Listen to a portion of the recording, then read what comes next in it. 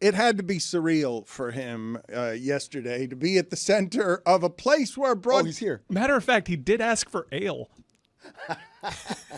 A pint.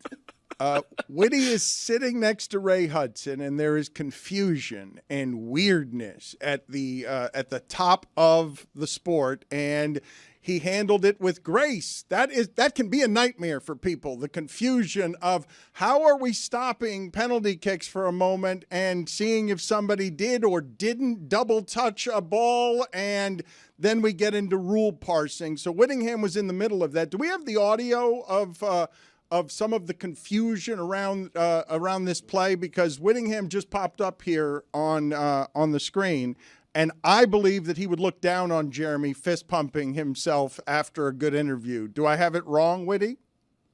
Yes, you do have it wrong, because that was me yesterday for about 3 hours. From the end of the broadcast to about, I would say, midway through my flight home back to Connecticut, I was either actually fist pumping or watching the video over and over again going, nailed it. Great job. Good job, lad. Good job, lad. Good job, lad. All right, well, take us through it then, because it's weird. Yeah. It's weird to have everyone just milling about waiting for a result, and I know people in the sport are frustrated with all of the instant replay stuff. Yeah, and it's also one of those where I think there's a real difference between how American sports are administered and how European football is administered, because there is no announcement. There's no announcement. There's no, after further review, our call is whatever. There is no, even the referee didn't do the little TV screen VAR thing yesterday. It was just, we came back from a replay, and he points at both of his legs and then does the wave away thing. And I'm supposed to know what that means, having not been on site, having not seen any of the incident. We're actually in replay while we kind of are hearing some boos. And so I was trying to remember almost what are the moments that's happened before. I remember covering a Europa League game last year where there was a free kick and the ball hit the crossbar, and hit the crossbar so hard that it came back to the original taker.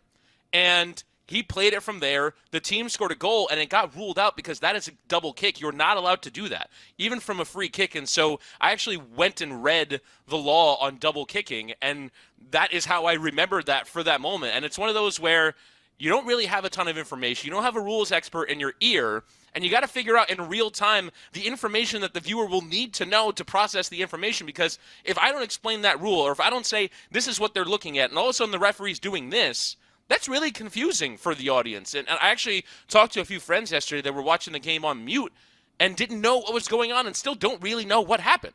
Well, and so it was really gratifying to sort of know in the moment and be able to deliver that to the audience. You did very well. It was still mad confusing because VAR over the last few years, a lot of people have claimed it's ruined the game because it's slowed it down. It's taken away the emotion of it. If there were ever an instance where you slow the game down to make sure you got the call right, it's in PKs in a knockout fixture in the Champions League. But that's not what happened. There was zero communication. It was very odd. The only reason that I knew that this was even possible because when it happened live, I was just impressed that Alvarez got it in because he slipped. And this is not the spirit of the rule when it comes to the double touch. He slipped. He barely grazed it. If he did, the replays were not conclusive. You guys did so well. I mean, Hudson's been around the block, and even he was kind of stunned at what happened. We have audio of you guys reacting to it real time. I think when you consider the scenario, you guys handled this about as well as you possibly could. That would be a double touch. Thought he just slipped. Let's see. Doesn't really look like it there. Not from that angle.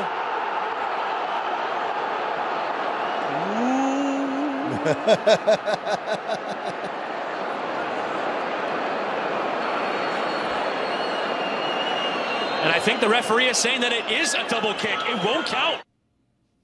Are your producers screaming in your headphones? I'm sure you're looking for all the information. Yeah. And also, Witty, if you could tell us what happened there, but also what happened afterwards, because there were 4 different reports that I saw as to how they came to this ruling, and ultimately the final result is just trust us, bro, which is kind of odd. So walk us through like the aftermath and what's going on in your headphones. Well, to be fair, my producer didn't say much to me. It was only after the game where we signed off. He counts me back to the studio. I tossed back to the studio, and the first thing he said was, "Man, I thought you were wrong about that," and I was really scared in real time that you got that wrong. But it was definitely almost like a gamble. It's one of those where you say it and you're wondering why everyone's standing around. I think that's the biggest thing. And to be fair, having watched the video like 100 times now, the Real Madrid players, Jude Bellingham most prominently, is standing there going, dos tocadas, which is Spanish for 2 touches. And so he was standing there kind of saying they had seen that. And I was trying to piece it all together, and realistically, I was just waiting to see, because again, we don't have the announcements. I was just waiting to see what the announcement, what the signal was going to be. And the referee kind of points to both of his legs and go, double touch, wave away, and you're kind of context clue guessing. And for me, the sort of moment of vindication was, so immediately Real Madrid take their 3rd penalty, which was converted by Federico Valverde, and the next... So they show the replay, they come out of it, and they do that little score bug thing where it has the green squares and the red squares that show converted or not converted. And when the red square came up for the second Atleti take, I was like, okay, I got it right, and we're moving on. Now, to answer your second question about what happens after the game, it was kind of theorized that maybe they have semi-automated offside technology, and it determines kick points, meaning there's some kind of way that they figure out when and where the ball was touched. And so they could use that technology maybe to figure it out. But according to the people that were on the ground, according to UEFA, they only determined that it was a double touch from the video. And like you said, Mike, it was incredibly quick to determine something that has been analyzed so granularly since. It was Brazilian TV, actually, that found this one angle, and they kept back and forth and back and forth and back and forth. And you finally see that first initial touch where he gets it, and then he kicks it onto that first leg that went slipping. So, yeah, it's remarkable that they determined it so quickly, and then they moved on so quickly. It wasn't like, oh, the Atleti crowd or the Atleti players or the manager started arguing. It was just straight on to the 3rd take, and you're kind of going, I hope I got this right. Witty, when you think about these kind of situations where there isn't, as you said, the guy's not mic'd up, there isn't a big announcement, is there a particular reason for that, or is this just the relative European lack of sophistication towards the customer experience, the way our sports here is so geared to being customer engaging, and they're over there like, hey, if you didn't figure it out, then you don't watch this sport enough? Yeah, I really think that it is just sort of pig-headedness in my mind.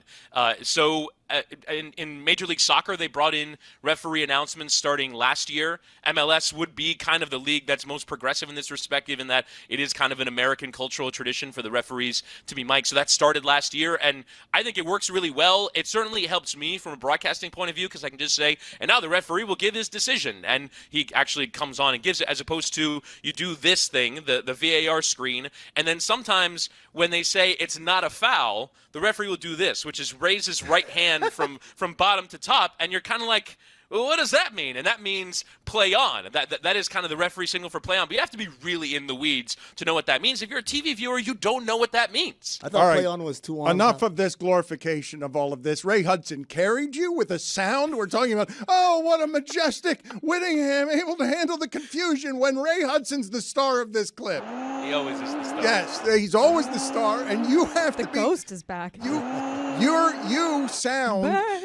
sound and look like a pilot. You sound and look like a helicopter pilot. I would trust you. I would trust you, and I would trust that flight, because you handled that in times of crisis, and you look over and you're with Ray Hudson, and that's as good as your career gets, correct? Totally. I mean, this game, which even independent of all the controversy, if I may bring back an old... dude, you're from Broward. God. Oh, for the love of God. Yeah, I mean, in the midst of all that controversy, Chris to be able Wittyngham is a fancy lad. to figure that out. I mean, but even independent of all that, it's a brilliant game. It's one of those that's sort of rich in story. It's the 2 Madrid teams. They played in the Champions League 4 times over, I want to say, 6 years, and Atleti lost all of them. They've never beaten Real Madrid in the European Cup. They've never won the European Cup, and Real Madrid have won it 15 times. So it's one of those where it's a big sort of narrative game where can Atleti finally do it? They score in the first 30 seconds of the game. They're grinding it out. They're defending the entire time. They go to penalties and think, oh, maybe we can finally win this lottery. And instead of actually finally winning it, they have a double kick, which is the most absurd, Did you just crazy way slurp? for that to have happened. Was that a slurp? That was a slurp. That was Did a you- slurp. That was That a was an intake slurp. of breath. Wow, after just like slurp. one of your finest What a professional professional. moments. That was a slurp. Really, a slurp. And actually, It wasn't a slurp. actually That was an slurp intake of soccer. breath. Boy, let me tell you something. Witty, I know what a slurp sounds like, and that was a slurp. We all. Am I eating something? I'm not eating anything. We'll isolate the slurp sounded like and a embarrass you. Do our best to make sure you never call a World Cup game. And ultimately, like, Atletico Madrid did get another opportunity to stay in that game. Real Madrid did miss a PK, so it's going to be remembered for that. But one thing that I wanted to ask you about was the PK that Vinny took after Mbappe made a move that only Mbappe could make. Just makes something out of nothing, takes on two defenders that both have an angle on him, cuts it inside, forces the PK. How does Mbappe not take that? Instead, they go to Vinny Jr., who's been subjected to so much racial abuse, particularly in that stadium. The moment seems huge. The crowd is going nuts. He's getting yelled at all sorts of obscenities, I can only imagine, given the history. And he sails it. What was the decision there to go with Vinny? Well, all three of those guys, Vinny Jr., Mbappe, and Jude Bellingham, can all take penalties. And so Vinny actually has a good record over penalties in his career and in this season. I think he's 2 for 2 this season and something like 17 for 20, don't quote me on that, over the course of his career. So he's a good penalty taker. And earlier in the season, when Mbappe was really struggling to integrate into this Real Madrid team, when he was the big signing and everyone was talking about Mbappe and the fact that he wasn't really fitting in, he was kind of fitting out, he missed a couple of big penalties earlier in the season. And he has had these sort of up and down moments. I agree with you. Generally, the player who wins the penalty in that spot should generally take it. But Vinny has a good record, and I'm not surprised that he took it. For me, the interesting thing that happened later in the game was basically Ancelotti, the manager, took him off because they didn't want to put him in a spot to have to take a penalty late in the game. They took him off in the 115th minute of the game with only 5 minutes to go. You're only really making subs at that point for the penalty shootout. And he basically said, I'm not putting you under that spotlight. If someone else misses and we go out, that's fine. I'm not having you be the guy that misses 2 penalties in one game and we go out of the Champions League. And it actually is really good management. And in some ways, I think that would have been a bigger story if not for the fact that Atleti had this crazy situation happen to them.